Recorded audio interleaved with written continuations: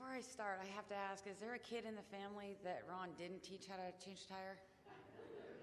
I did. Taught me how to do it. So, hello, everybody. I could stand up here and go on about how great my uncle was. But you wouldn't be here today if you didn't already know that. So, I think Ann and Patty did a pretty good job of that on there. By the way, how come I wasn't invited to the recording party? Yeah. Okay. So I'm going to start by telling you something that I've been hiding from my family for several months now.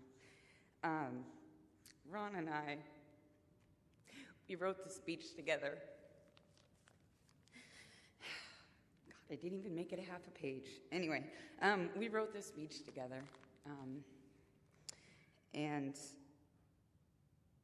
every time I would visit him, we'd add a little more to it. And we'd just add a little bit more and a little bit more. And it's actually turned out pretty good. So some of his words, most are mine, of course. And then, you see, Uncle Ron knew how many people would be here today and how many people loved him very much. So his message and his words to you today are, he wishes that after today, there's no more tears. No more sadness, no more sorrow. He wants everybody to remember him, as you saw him before all this happened.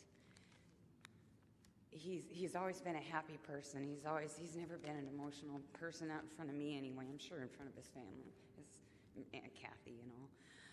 But he wants everybody to be happy, and he only wants you to cry tears of joy from here on out. It's been 2 years now, so since this all started. And he also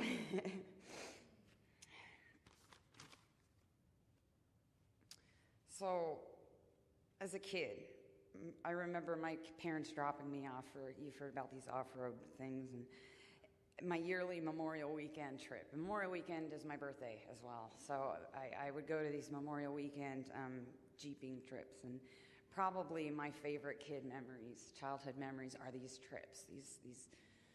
It was the only time, it's like, I can't explain it other than you're on a roller coaster, you know you're safe, but you're really scared. And it's hard to explain what he did. He was just that kind of person. You had to have fun. If you were with him, you were having fun. And he was going to make sure that you were having fun. So as we went over all these stories in the last several months, he brought up a story on his own. I hadn't mentioned it to him. And it's the story he wants me to tell you today, actually. So I was lucky enough, my mom bought me a Subaru Turbo 4-wheel drive car, okay? And a bunch of people had showed up, and we were going to drive up to, I don't remember the name of the place, Eagles Peak or whatever it was, and we were going to drive up there. And the Jeeps were full, so I hopped in my car with my friend, and we go driving up. It's just a dirt road, driving up, and all of a sudden we come across the snowbank that had fallen down a cliff, over the road, and down a cliff, right? And all the Jeeps are in line, one goes across. Okay, great. All right, so now they're winching up the next one, and it was a lot of snow. It was probably, seemed like 10 feet to me, but it was probably only 4 or 5.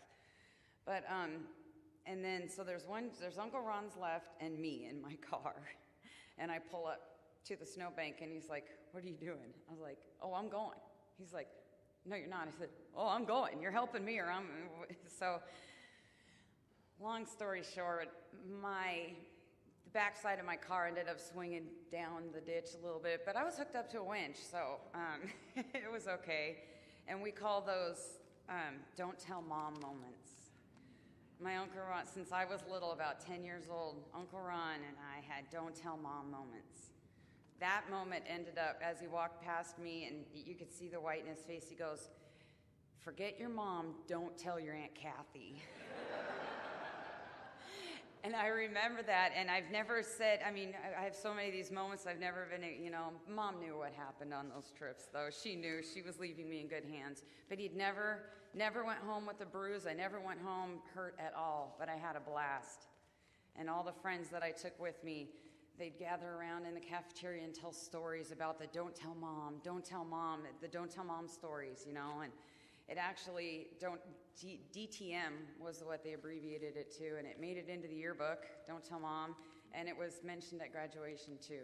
And that's just the impact that my uncle had on people that didn't even know him. They only knew him for a day, and they're going back talking wild stories about him.